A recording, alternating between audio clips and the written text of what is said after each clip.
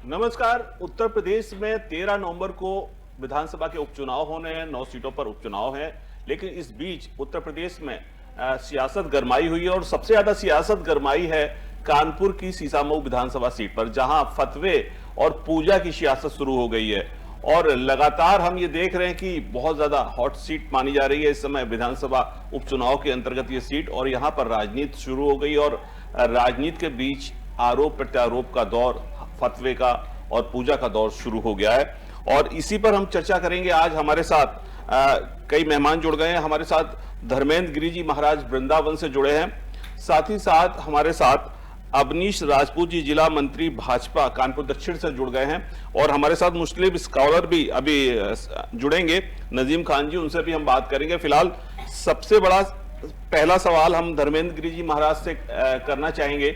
महाराज जी, जैसा कि देख रहे हैं कि सीसामऊ विधानसभा क्षेत्र जो है वहां पर चुनाव होने हैं, उपचुनाव होने हैं, और लगातार प्रत्याशी चाहे भारतीय जनता पार्टी के हों या कांग्रेस के हों या समाजवादी पार्टी के अपने अपने उम्मीदवार अपने चुनाव प्रचार में लगे हुए हैं। इसी बीच कानपुर से नसीम सिद्दीकी जो इरफान सोलंकी की पत्नी है, वो समाजवादी पार्टी के टिकट पर चुनाव लड़ रही हैं और वो बनखंडेश्वर मंदिर जो कानपुर का है वहां पर जाती हैं, पूजा अर्चना करती हैं, जलाभिषेक करती हैं।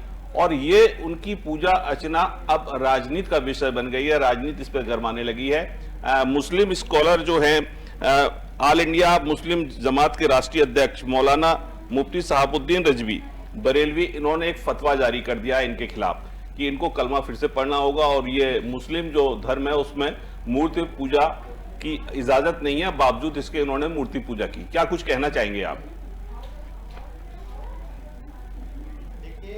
राजनीतिकरण करने के लिए जी अब तो लगता है कि ना मुसलमान पीछे है ना हिंदू पीछे है। लेकिन जिस प्रकार से बनखंडेश्वर महादेव पर जलाभिषेक करना जी, ये एक बहुत ही कहते हैं ना कि या तो आप, क्योंकि इनके यहाँ तो इस्लाम में मूर्ति पूजा तो हराम है, और जब मूर्ति पूजा हराम है तो आपने वो पूजा कर कैसे दी? आपका अन्य चैनल पे मैं सुबह भी डिबेट में था तो वहां काफी देर रिपोर्टर ने बात की, उनसे बहुत सारे सवाल किए, तो उन्होंने बड़ा सरल तरीके से कह दिया, जी मैं गई वहां, मैं तो हर जगह जाती हूँ और मैंने तो वहां पानी ऐसे ही मुझे दे दिया और मैंने उड़ेल दिया। और एक तरफ जो वीडियो में दिख रहा है वो बाकायदा अभिषेक हो रहा है जी, पुष्प अर्पण हो रहा है जी। कहने का तात्पर्य ये है कि जो मौलाना ने जो फतवा जारी किया है, तो मौलाना पहले अपने मुसलमानों को इस तरीके की तालीम दें जिससे कि मुसलमान वोट के लिए अभी भटके ना। तो मुसलमान वोट के लिए भटक गया है और आज ऐसी स्थिति आ गई है।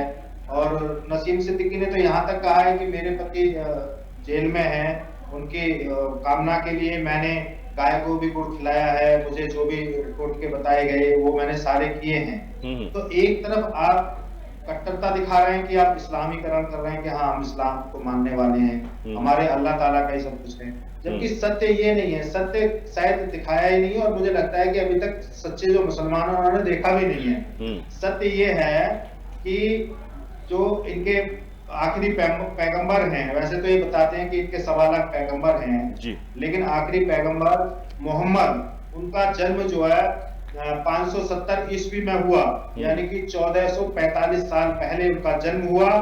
और इस्लाम का जो इन्होंने जो स्थापना की है वो जब ये 40 साल के थे तो इनको अल्लाह ने संदेश दिया, और इनकी अवस्था जब ये 1414 ईस्वी की बात है जी, कि 1414 ईस्वी में इन्होंने इस्लामीकरण किया, इस्लाम की स्थापना की। लेकिन हमारे मंदिरों की जो चर्चा है, जो देव पूजा है, मूर्ति पूजा है, वो तो महाभारत कालीन से पहले से चली आ रही है। सतयुग में मूर्ति पूजा नहीं होती थी, लेकिन त्रेता युग में और द्वापर युग में, हमारे बाकायदा युग भी हैं जी, कि त्रेता युग है, द्वापर युग है।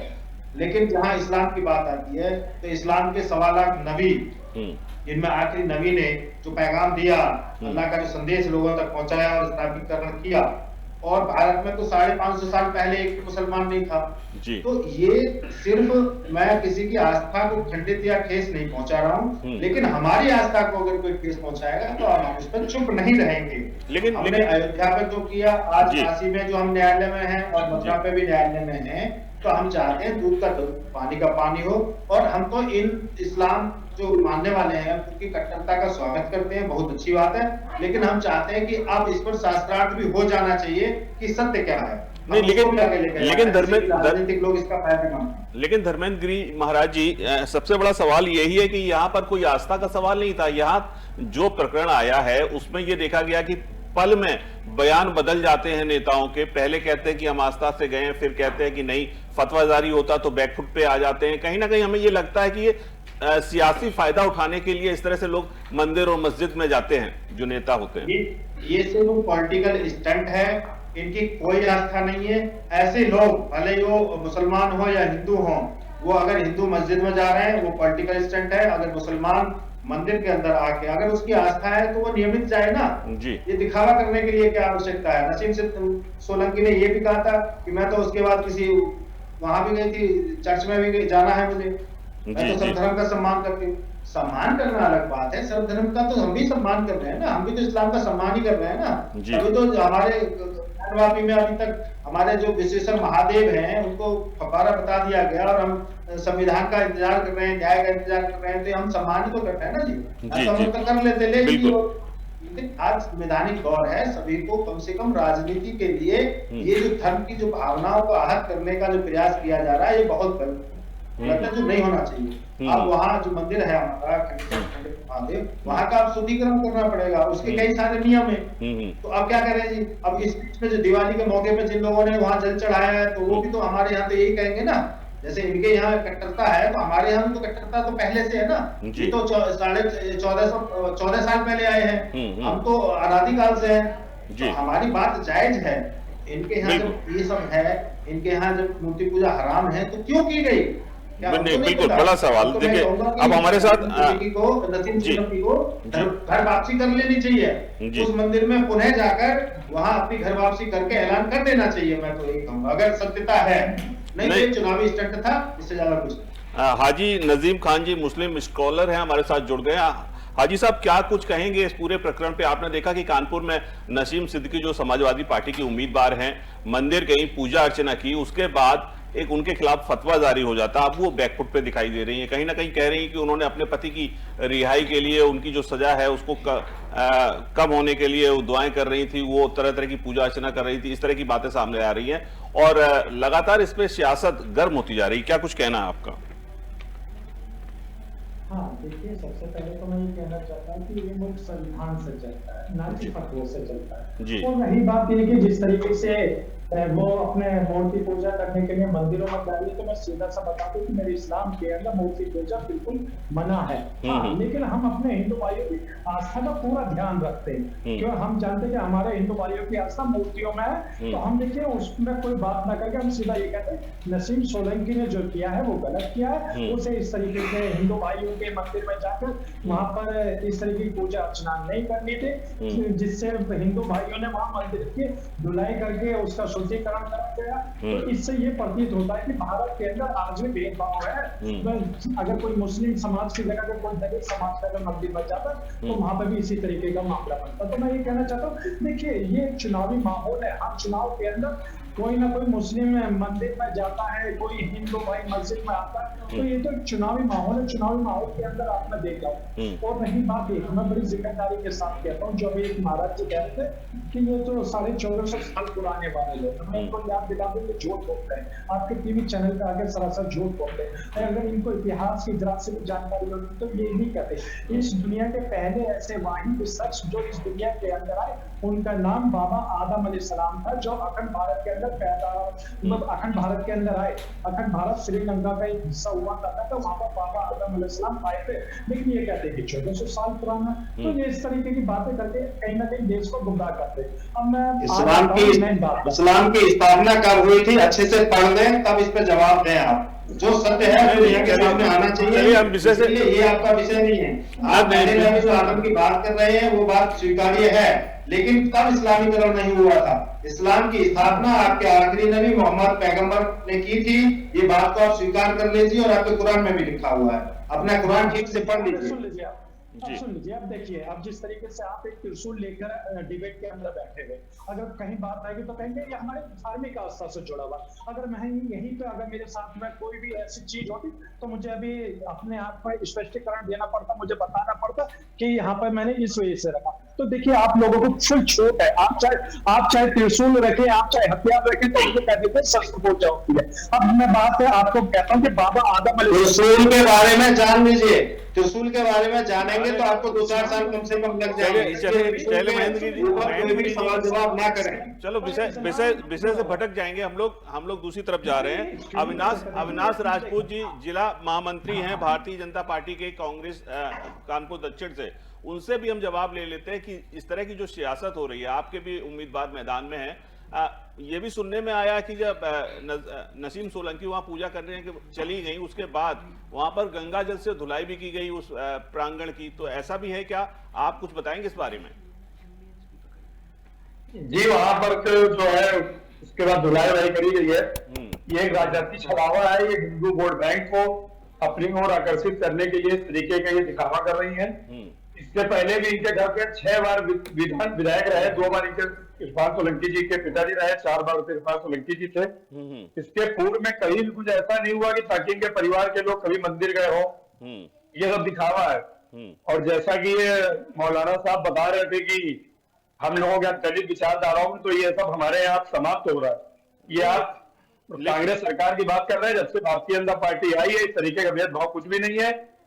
हाँ, अगर आप लोग किसी प्रकार का मंदिर में जाएंगे तो हम लोग मानेंगे सबसे बड़ा पाप है। नहीं, लेकिन मंदिर को पवित्र करने के लिए हम लोग मंदिर को धुलाते हैं। और बाकी दलित भाई हमारे हैं, तो हम दलितों के लिए व्यवस्था नहीं है, व्यवस्थाओं सिर्फ और सिर्फ मुसलमानों के लिए है। नहीं, लेकिन अविनाश, दलितों के लिए कोई व्यवस्था नहीं। अविनाश जी, हम ये केवल इतना जानना चाहेंगे कि सनातन धर्म के बारे में कहा जाता है कि उनका तो सनातन धर्म के लोग जो है काफी खुले स्वभाव के होते हैं, मंदिर में कोई भी जाए पूजा करे, भगवान का घर है। वहां पर अगर कोई प्रत्याशी जो चुनाव में खड़ा है चला गया तो उस पर फिर गंगा जल से धुलवाने वाली क्या बात आ गई? आप लोग भी तो राजनीति कर रहे हैं ना। मैं काउंटर करूंगा, 30 सेकंड आप मुझे दें। जी नहीं, हम लोग राजनीति करते हैं, हम लोग मस्जिदों और मजारों पर वोट बैंक की राजनीति करने नहीं जाते। नहीं, बहुत सारे अपने ईश्वर पर ही भरोसा रखते हैं। नहीं, ऐसा नहीं है। जब चुनाव होता है तो बहुत से लोग मजार पे जाते हैं, मस्जिद पे जाते हैं, कोई मंदिर पे भी जाता है, तो इस तरह से चलता रहता है। लेकिन गंगा जल से धुलवाने की क्या जरूरत पड़ गई फिर बाद में? जो जिसने कभी सनातन धर्म माना ही ना हो, भी मौलाना साहब जैसे सनातन धर्म बता रहे हैं कि पहले इनका इस्लाम धर्म आया, वहां पे ये हुआ, उसके बाद भी आप गुड़ खिला करके इरफान सोलंकी की रिहाई की दुआ मांग रहे हैं, क्या साबित करने वाले? चलिए धर्मेंद्र जी, ना कि सनातन धर्म की आस्था जो है वो कहीं ना कहीं इरफान सोलंकी के लिए लाभदायक बनेगी। नहीं, चलिए धर्मेंद्र गिरी जी से गुड़ खिला रहे हैं। चलिए धर्मेंद्र गिरी महाराज जी से हम इस बात का जवाब ले लेते हैं। महाराज जी, सियासत तो हो रही है इस पूरे मामले पे, आप देख लीजिए, पहले वो जाती है मंदिर में, वहां पूजा अर्चना करती है, वहां जलाभिषेक करती है, उसके बाद मंदिर को गंगा जल से धुलवाया जाता है। सनातन धर्म के बारे में तो कहते हैं कि कोई भी उस मंदिर में चला जाए, भगवान के दरबार में कोई भी जा सकता, फिर मंदिर को धुलवाने की क्या जरूरत पड़ गई? नहीं, देखिए, कोई भी नहीं जा सकता। मंदिर एक बहुत ही पवित्र और ऐसा स्थल है जहाँ सनातन की विचारधारा के अनुरूप ही वहां लोग जा सकते हैं। और जहां मूर्ति पूजा हराम है उसको तो कतई बिल्कुल पाबंदी है, वो तो जा ही नहीं सकता। उसमें ऐसे लोग जा सकते हैं जो सनातन धर्म का सम्मान करते हैं और उसके साथ साथ उसको मानते हैं। जो नहीं मानता, जैसे कि आज हमारे यहाँ पर देखा जाए कि जितने इस्लाम को छोड़कर लगभग सभी लोग मंदिर को अंदर जा सकते हैं, क्योंकि उनकी भी विचारधारा सनातन धर्म से मिलती जुलती है। लेकिन जो लोग हराम बता रहे हैं मूर्ति पूजा, वो धर्म के लोग कैसे जा सकते हैं? और वो एक मजहब है, वो एक ऐसा एम्पायर है जहां कट्टरता है, जहां कट्टरपंथी लोग हैं। अगर ये लोग मूर्ति बनाने का काम कर सकते हैं, जयपुर के अंदर 80% मुसलमान मूर्ति बनाने का काम करता है, रोजी रोटी के लिए तो ये मूर्ति बना सकते हैं। लेकिन उस मूर्ति को तो हम भी तब तक पत्थर मानते हैं तब तक कि उस मूर्ति का जब शिलान्यास होता है, उसकी मूर्ति स्थापना होती है, प्रतिष्ठा होती है, प्राण प्रतिष्ठा होती है, तब शुद्धिकरण होता है। तो ऐसे ही अगर किसी मुसलमान के द्वारा, क्योंकि अगर आज वो स्वीकार करती हैं कि नहीं मैं फिर से मंदिर में जाकर घर वापसी कर लेती हूं और मैं सनातन धर्म को मानने लगती हूं, क्योंकि उन्होंने अपने शौहर के जेल से मतलब वापस आने का जो उन्होंने प्रयास किया, उन्होंने स्वयं अपने चैनल पर मैं डिबेट में था तो पूरा विस्तृत उन्होंने बताया रिपोर्टर को, और कहा है कि मैं तो हर वो काम करूंगी जिससे मुझे सुख और समृद्धि की प्राप्ति हो, आनंद की प्राप्ति हो। तो उन्होंने गाय को गुड़ खिलाने की बात स्वीकार की, उन्होंने गाय को हरा चारा खिलाने की बात की। और वैसे तो गाय को हरा, जो मुसलमान भाई गाय मतलब गाय की सेवा करते हैं, अपने यहाँ दूध के लिए गाय रखे हुए हैं, तो वो भी तो गुड़ खिलाते हैं, चारा खिलाते हैं, वो नया विषय नहीं है। लेकिन इसको आस्था के साथ करना नया विषय है। तो उन्होंने आस्था के साथ इस कार्य को किया है, और यहाँ उनकी आस्था नहीं थी।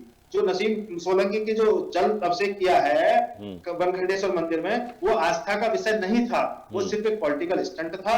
और कुछ लोगों के साथ जाकर मुझे कुछ लोगों ने पानी दे दिया, मैंने पानी उड़ेल दिया, इस सब भाषा का प्रयोग जो किया है, ये सिर्फ पॉलिटिकल स्टंट है। इससे हिंदू समाज कतई अट्रैक्ट नहीं होगा, और इसके लिए उनको आगे आकर अब या तो क्षमा मांगनी चाहिए।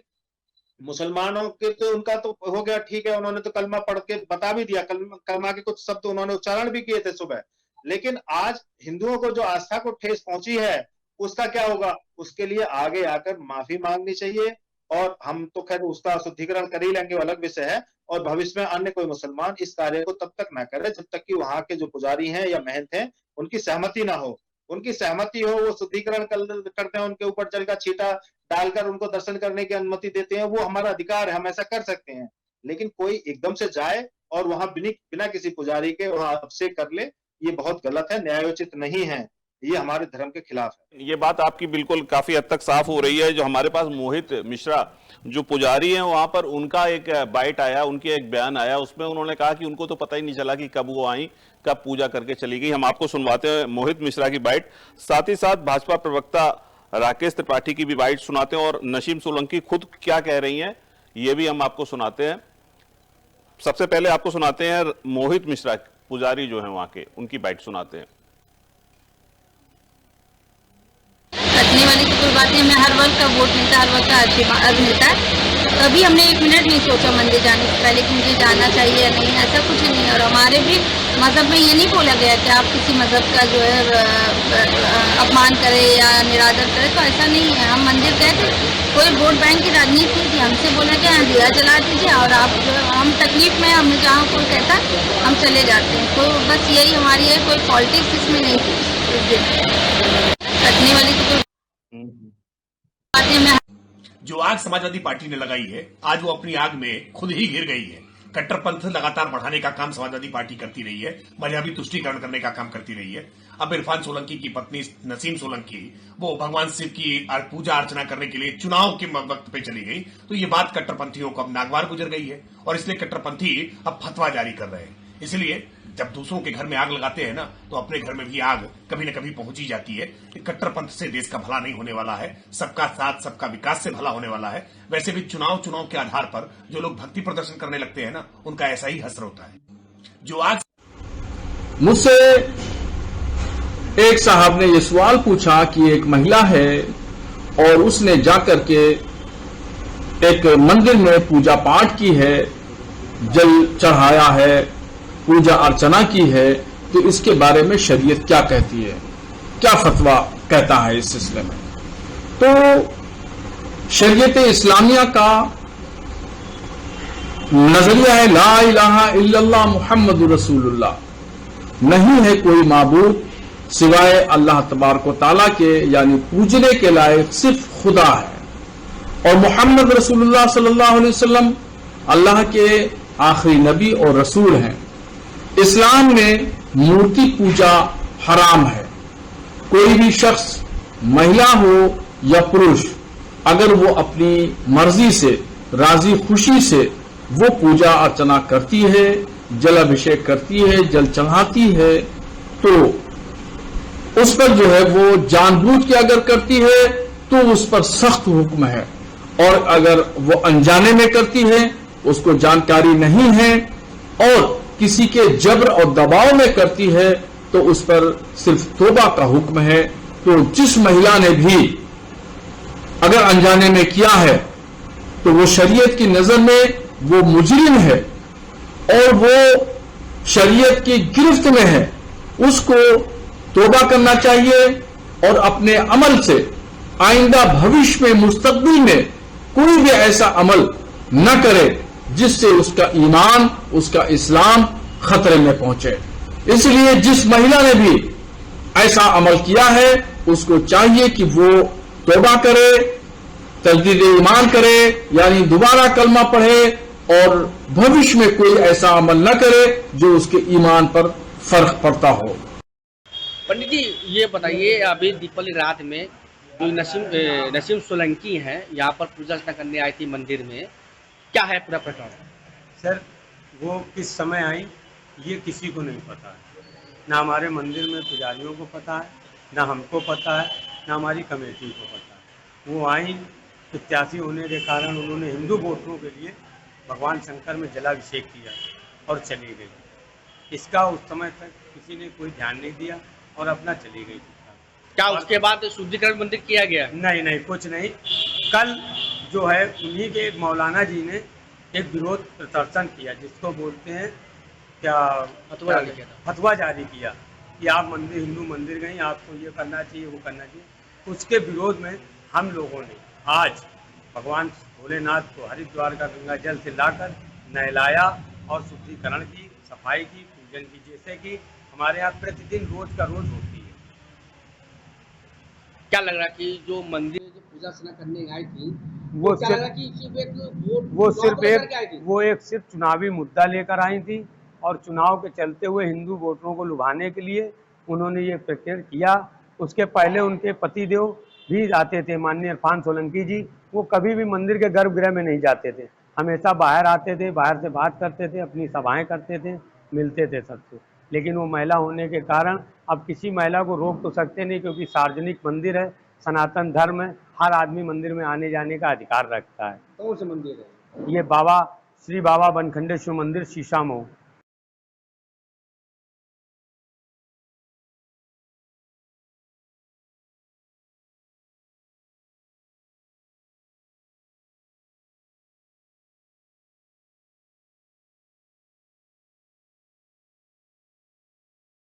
में मोहित मिश्रा जो पुजारी, उनका साफ तौर से कहना है कि पहले भी कई लोग आते रहे हैं। पहले भी इरफान सोलंकी जो नसीम सोलंकी के पति हैं वो भी पहले विधायक थे, और लेकिन वो मंदिर के बाहर तक आते थे, मंदिर के अंदर नहीं आते थे। लेकिन इस बार नसीम सोलंकी अंदर गई और पूजा अर्चना की है। निश्चित तौर पर अलग अलग लोगों के अलग अलग मत हैं इस पूरे मामले पर, लेकिन कहीं ना कहीं ये देखा जा रहा है कि बहुत सारे नेता, हमने प्रधानमंत्री मोदी को भी कहीं जाते हुए देखा जहाँ पर वो चद्दर चढ़ाने भी गए। तो निश्चित तौर पर जो राजनेता हैं अपने अपने तरीके से जाते हैं, मंदिर या दरगाह पर जाते हैं, अपनी अपनी आस्था के तहत करते हैं। लेकिन इस पूरे मामले पर राजनीति शुरू हो गई है। सबसे खास बात यह है कि इस पूरे मसले पर अब फतवा भी जारी हो गया पूजा करने के बाद, और बैकफुट पर दिखाई दे रही है नसीम सोलंकी।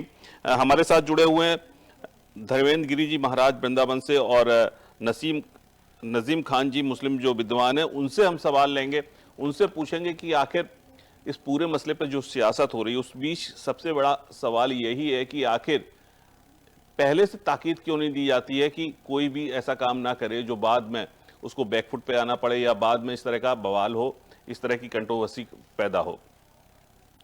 हाजी नजीम खान जी।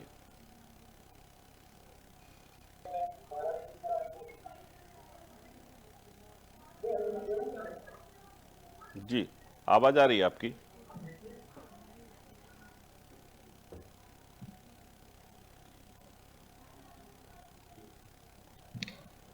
नजीम खान जी आवाज आ रही है आपको?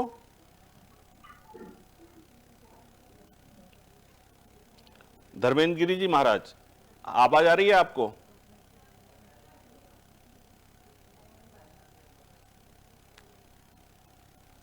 तो मुझे लगता है कि संपर्क अभी टूट गया है फिलहाल। लेकिन हम आपको बता दें कि 13 नवंबर को 9 सीटों पर उपचुनाव होने हैं उत्तर प्रदेश की, अलग अलग 9 सीटों पर, जहां पर जो शीशामऊ सीट कानपुर की है वो इस समय गरमाई हुई है। वहां पर राजनीति लगातार देखी जा रही है।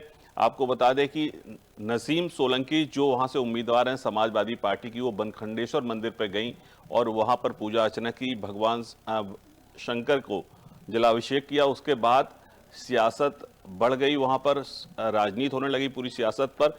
और जो ऑल इंडिया मुस्लिम जमात के राष्ट्रीय अध्यक्ष हैं मौलाना मुफ्ती साहबुद्दीन रिजवी बरेलवी, उन्होंने एक फतवा जारी किया। फतवा जारी करते हुए उन्होंने कहा है कि पहले कलमा पढ़ना पड़ेगा क्योंकि इस्लाम में मूर्ति पूजा जायज़ नहीं है।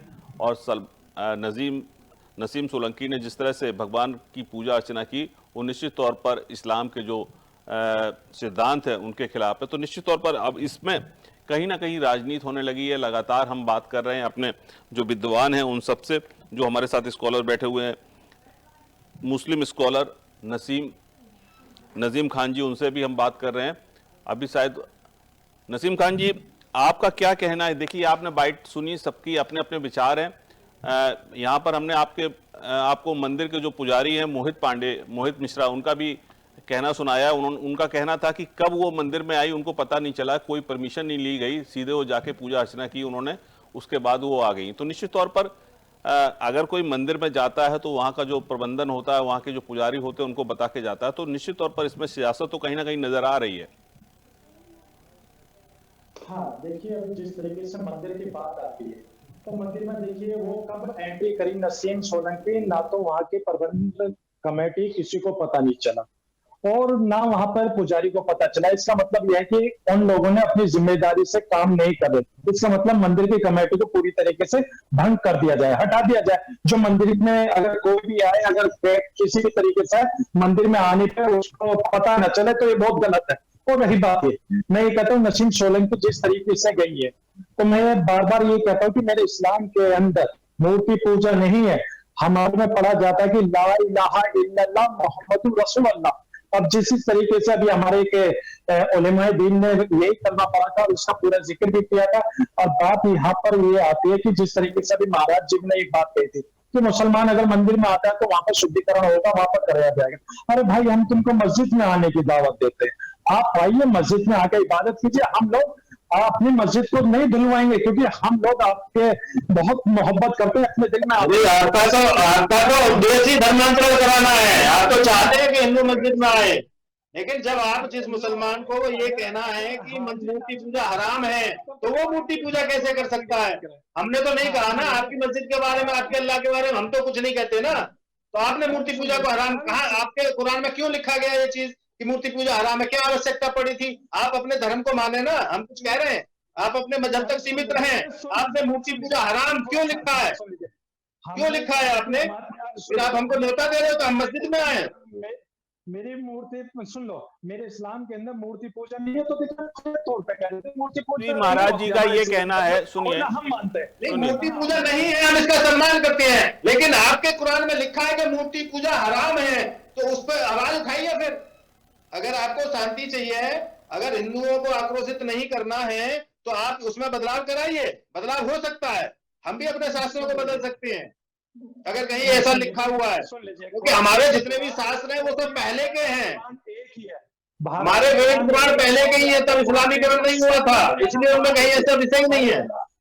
अरे सुन लीजिए, अगर मैं भारत के अंदर रहकर अल्लाह कहूंगा तो सऊदी अरब के अंदर भी अल्लाह ही कहा जाएगा, इंग्लैंड में भी अल्लाह होगा, अमेरिका में भी अल्लाह होगा। अल्लाह तो पूरी दुनिया के अंदर अल्लाह ही कहलाया जाएगा। और देखिए, और बात है अब आ जाती है उसमें, आप बार बार ये कहते हैं सनातन धर्म के अंदर मूर्ति पूजा होती है। अरे भाई, सनातन धर्म के कौन से वेद के अंदर ये लिखा हुआ कि मूर्ति पूजा? मैंने चारों वेदों के अंदर पढ़ा हुआ, ऋग्वेद, सामवेद, अर्जुन, यजुर्वेद। अब मैं आपको बता भी सकता हूँ कोई से भी वेद के अंदर कहीं पे भी मूर्ति पूजा नहीं लिखी हुई है। लेकिन आप लोग है ना मूर्ति पूजा करते हैं, अच्छी बात है, आपकी आस्था, हम लोगों को कोई आपत्ति नहीं है। लेकिन आप लोग सनातन धर्म और मूर्ति को लेकर एक साथ जोड़ देना, हिंदू भाइयों को गुमराह करने की कोशिश करते हैं। अरे जो धर्म कह रहा, जो पुराण कह रहे, वो बात बताइए।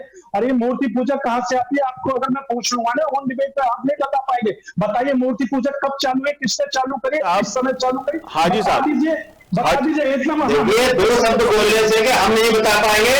आज पूरे विश्व का एक भी मुसलमान अगर अपने 1,24,000 नबी का नाम बता दे तो मैं इस्लाम स्वीकार कर लूंगा। नहीं हाजी, बताइए, आप ही बताइए। मैं शुरुआत में आपको बता देता हूँ, बाबा देखिए, मैंने बाबा आदम अलैहिस्सलाम भी कहा, मैंने सीसा अलैहिस्सलाम भी कहा, मैंने नूह अलैहिस्सलाम भी कहा, मैंने और भी जो नबी है जैसा मूसा अलैहिस्सलाम है, यूसुफ अलैहिस्सलाम है, और आखिरी नबी हमारे हजरत मोहम्मद सल्लल्लाहु अलैहि वसल्लम। मैं तो आपको पूरी फहरिस्त बता दूंगा कि कौन से किस वक्त में आए। लेकिन मैं ये कहता हूं कि इस वक्त जो है हम लोगों को सिर्फ और सिर्फ मुल्क के अंदर जो एक प्रेम भाईचारा है उसको बनाने रखने की जरूरत है। भाईचारा बना के रखना है तो जहां जिहाद और आतंकवाद जब देश में आता है तो उसके खिलाफ बोलने की हिम्मत आप लोगों में क्यों नहीं है? उसके खिलाफ एक भी मुसलमान नहीं बोलता है। वहां आपका इस्लाम और कुरान नहीं आता है। वो अगर देश में कोई जान जा रही है वो उसका मतलब ये है कि वो सिर्फ मुसलमान जान लेने का अधिकार है। क्यों आतंकवाद फैलाए हुए हैं मुसलमान? उसके खिलाफ लड़िए फिर आप लोग क्यों नहीं लड़ रहे हैं? मालेगांव में किसने क्लास करवाएगा भाई? मालेगांव में पाकिस्तान के यहाँ भारत के पाकिस्तान के विषय से अलग मत जाइए। जो आज का जो सुनिए फिर डिबेट का विषय बदल जाएगा। आप हाजी नजीम खान जी, देखिए सबसे बड़ी बात है, धर्मेंद्र गिरी जी महाराज का कहना यह था कि मंदिर में अगर कोई जाता है तो उसको आस्था होनी चाहिए, बिना आस्था में नहीं जाना चाहिए। जो राजनीतिक फायदे के लिए कोई जा रहा है तो वो गलत है, ये उनका कहना था। आपका कहना अलग है, मंदिर में जाने के लिए कोई मना नहीं करता, लेकिन आस्था के साथ जाना चाहिए मंदिर में।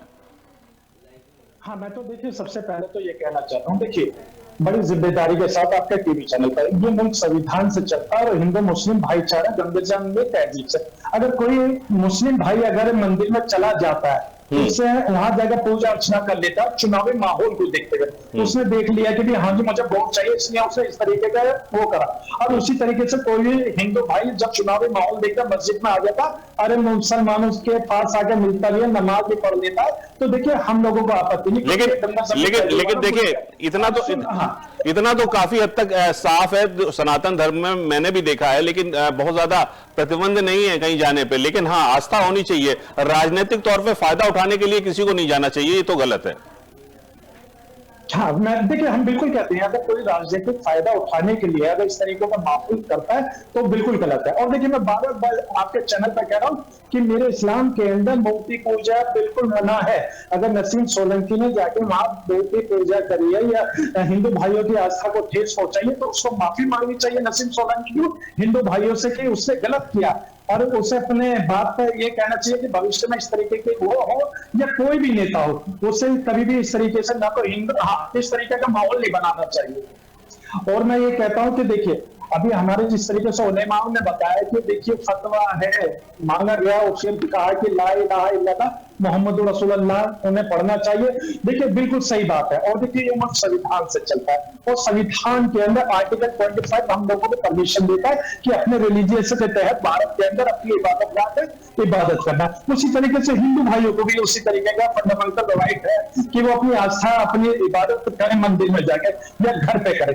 और लेकिन अगर कोई भी अगर हिंदू भाई की आस्था के साथ खिलवाड़ करे या कोई मुस्लिम भाई की आस्था से खिलवाड़ करे, ये बिल्कुल गलत है। अभी आपका एक महाराष्ट्र के अंदर एक महात्मा थे महाराज, उन्होंने पैगंबर इस्लाम पर अभद्र टिप्पणी करी, तो अभद्र टिप्पणी करने के बाद उसका बचाव करने के लिए महाराष्ट्र के विधायक आकर क्या कहते हैं, वो ये कहते हैं कि अगर महेंद्र रामगिरी का अगर हाथ लगाया तो मस्जिद में घुस के मुसलमानों को चुन चुन कर मारेंगे। सही वहीं पर अब एक बयान ये आता है कि अरेरिया में रहना होगा तो आपको हिंदू बनना होगा या धार्मिक नारा लगाना। नहीं देखिए ये चीजें बिल्कुल इस डिबेट में नहीं होनी चाहिए, विषय से अलग है। लेकिन सबसे बड़ी बात यह है कि अगर कोई भी व्यक्ति मंदिर या मस्जिद में गया, आस्था के साथ गया, अगर आस्था के साथ गया होता तो उसको अपने स्टैंड पे कायम रहना था। बाद में अगर फतवा जारी होता तो भी उसको कहना चाहिए कि हम अपने मन से और अपनी आस्था से गए थे। लेकिन यहां पर ऐसा नहीं हुआ, यहां पर बैकफुट पर दिखाई दी जो नेता गई थी। तो निश्चित तौर पर हम ये कह रहे हैं कि इसमें राजनीतिक फायदा उठाने की कोशिश की गई है। धर्मेंद्र गिरी जी महाराज से हम आखिरी कमेंट्स उनका चाहेंगे कि कैसे इन चीजों को सुधारा जाए, आखिर चाहे वो हिंदू धर्म की बात हो या मुस्लिम धर्म की बात हो, इस तरह की चीजें फिर सामने ना आए, क्योंकि एक दूसरे की आस्था को चोट पहुंचती है। और जो भी व्यक्ति जाता है या तो आस्था के साथ जाए या अपने स्टैंड पर कायम रहे, इस तरह से बैकफुट पे नहीं आना चाहिए। देखिए मैंने बताया कि मुसलमान मूर्ति शिल्पकार में 80% लगभग जयपुर में काम करते हैं, और भी अन्य जगह भी ऐसा ही है। जी। राम मंदिर के निर्माण में भी लगभग 80 नहीं तो 60% मुसलमानों ने वहां पर कार्य किया। रावण की मूर्तियां भी मुस्लिम बनाते हैं। दशहरे पे आपने देखा होगा मुस्लिम भाई बनाते हैं रावण की। जी जी, ये यहाँ हिंदू मुसलमान का विषय नहीं है, वहां तो रोजगार का विषय है, और रोजगार के लिए कोई कहीं भी काम कर सकता है, उसके स्पष्टीकरण जरूरी नहीं है कोई हिंदू ही हो। लेकिन जहां आस्था आ गई तो आपको पहले बता देना चाहिए था, वहां के पुजारी को सूचित करना चाहिए था कि अब हम आज क्या हम ऐसा कर सकते हैं। वहां के पुजारी का विषय था कि वो आते, उनका शुद्धिकरण करते, घर वापसी करते, जो नसीम सोलंकी है उनसे पूछते क्या आप इस्लाम को त्याग कर रही है, घर वापसी कर रही है, तब वो हाँ करती तो उनको अनुमति देते, अन्यथा कह देते कि जब आपके इस्लाम में मूर्ति पूजा हराम है, जिसके लिए एक गाली है, हराम कोई अच्छा शब्द है क्या, हराम गाली है, हम उसको कैसे बर्दाश्त कर सकते हैं। लेकिन धर्मेंद्र गिरी जी महाराज, क्या कोई व्यक्ति जो हिंदू धर्म से ताल्लुक नहीं रखता है, अगर अपने मन से पूजा करने जाना चाहता है, तो क्या बिना हिंदू बने, बिना धर्म परिवर्तित किए क्या पूजा नहीं कर सकता है? देखिए, इस्लाम की जो कट्टरपंथी जो विचारधारा है, हम उसका पुरजोर विरोध कर रहे हैं। अन्य सभी को स्वीकार्य है, क्योंकि वहां किसी अन्य धर्म में या मजहब में ये नहीं लिखा हुआ कि मूर्ति पूजा हराम है। तो इन्होंने नहीं तो मूर्ति पूजा उन्होंने एक तरफ ये गाली दे रहे हैं हमको, और दूसरी तरफ वहां पूजा करने जा रहे हैं। ये थोड़ा दोहरी राजनीति, यानी कि दो नावों में पैर रख के चलने वाली बात है। क्या पूरी तरह से एक तरफ आस्था को ठेस पहुंच रही है, और किसी भी आस्था को ठेस पहुंचाने के लिए ना मुसलमान तैयार होगा ना हिंदू तैयार होगा। चलिए कोई बात नहीं। हाजी नजीम खान जी, आपसे भी हम आखिरी कमेंट्स चाहेंगे, क्या कुछ होना चाहिए, कैसे जो है इस पूरे मसले को सॉल्व किया जाए और आगे इस तरह के मसले ना उठें, इसके लिए आप क्या कहना चाहेंगे? हाँ, देखिए, मैं सबसे पहले ये कहना चाहूंगा कि किसी भी मुस्लिम समाज के व्यक्ति को मंदिर में नहीं जाना चाहिए, क्योंकि देखिए इस्लाम के अंदर बिल्कुल मना है कि मूर्ति पूजा करने की, और अगर वो जाना चाहता है तो उसका अपना निजी मामला है, तो उसका इस्लाम से कोई लेना देना नहीं है। तो देखिए, मैं तो ये कहना चाहता हूँ कि मुल्क के अंदर इसकी सौहार्द बढ़ाने के लिए हिंदू मुस्लिम भाईचारा हमेशा कायम रहना चाहिए। हिंदू भाई मुसलमान को प्यार करे, मुसलमान भाई हिंदू भाई को प्यार करे, दोनों के त्योहारों में एक साथ शरीक हो, चाहे वो हिंदू भाई का त्योहार हो या मुस्लिम भाई का त्योहार हो। और देखिए, अब मैं देखिए आपके डिबेट के अंदर एक बात जो मैन है वो मैं कहना भूल गया था, उसके लिए मैं माफी चाहूंगा। मैं सभी देशवासियों को आपके चैनल के माध्यम से दीपावली की हार्दिक शुभकामनाएं देना चाहता हूँ, वो आपको भी और हमारे बहन जी को भी, पूरे देशवासियों को सबसे हार्दिक शुभकामनाएं। लास्ट बात जो मैं ये कहना चाहता हूँ, हिंदू तो उसका देखिए हम लोग बिल्कुल गलत मानते हैं,